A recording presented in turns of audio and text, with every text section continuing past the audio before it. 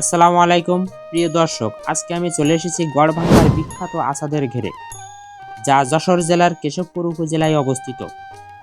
আজ আপনাদের পাখির চোখে দেখানোর চেষ্টা করব এই ঘের এলাকার প্রাকৃতিক সৌন্দর্য, আর সাথে সাথে বর্তমানে ভাইরাল প্রায় 100 শ্যালো মেশিন দিয়ে পানি উত্তোলনের দৃশ্য।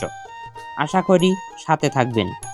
ড্রোন ক্যামেরা ধীরে ধীরে উপরে উঠতেই চোখে পড়ে রাস্তার দুই ধারে সারি সারি তাল গাছ, নারকেল গাছ আর নানা প্রজাতির সবুজ বৃক্ষরাজি। উপর থেকে দেখলে মনে হয় যেন সবুজের এক অদ্ভুত কারুকাজ বিছিয়ে আছে প্রকৃতি নিজ হাতে। ঘেরের মাঝখান দিয়ে বয়ে গেছে একটি ছোট্ট খাল, যাকে কেন্দ্র করে তৈরি হয়েছে হাজার হাজার বিঘা জমির মাছের ঘের। এই খাল আর ঘেরের মিলিত সৌন্দর্য একেবারেই অপূর্ব, যা ড্রোন ক্যামেরায় ধরা পড়লে যেন ছবির মতো লাগে। এখানকার সবচেয়ে ভাইরাল দৃশ্য, প্রায় 100 শ্যালো মেশিন একসাথে পানি উত্তোলন করছে। জানলে অবাক হবেন, এই শ্যালো মেশিনগুলো দিন রাত 24 ঘন্টা বিরামহীন চলে, আর চলবে প্রায় 1 মাস পর্যন্ত।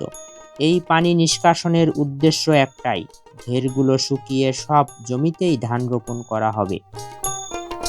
ক্যামেরার চোখে ধরা পড়ল জেলেদের মাছ ধরার দৃশ্য।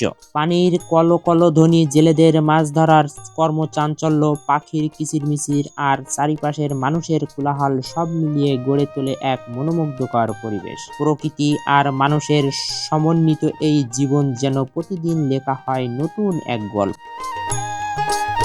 বিকেল গড়িয়ে যখন সন্ধ্যা নামে, তখন এই ঘেরের সৌন্দর্য আরও বেড়ে যায়। সূর্যের শেষ আলো পানির গায়ে পড়ে চিকচিক করে, মৃদু ঢেউ আর রঙিন আলো মিলেমিশে তৈরি করে এক স্বপ্নীল দৃশ্য। ঘেরের মাঝখানে এক পায়ে দাঁড়িয়ে থাকা পুরনো তালগাছগুলো যেন প্রকৃতির পাহারাদার, আর সেই তালগাছের ডালে বাসা বেঁধেছে বকপক্ষী। দেখে মনে পড়ে যায় ছোটবেলার সেই কবিতা, ওই দেখা যায় তাল গাছ, ওই আমাদের গা, ওইখানেতে বাস করে কানাবগের ছা। প্রকৃতি সত্যিই কত সুন্দর যদি মন দিয়ে তাকাই।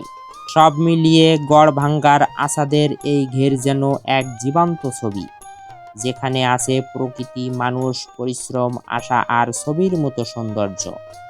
আপনারা চাইলেই একদিন ঘুরে যেতে পারেন এই মনোমুগ্ধকর পরিবেশ দেখতে। ভিডিওটি ভালো লেগে থাকলে লাইক, কমেন্ট এবং শেয়ার করতে ভুলবেন না।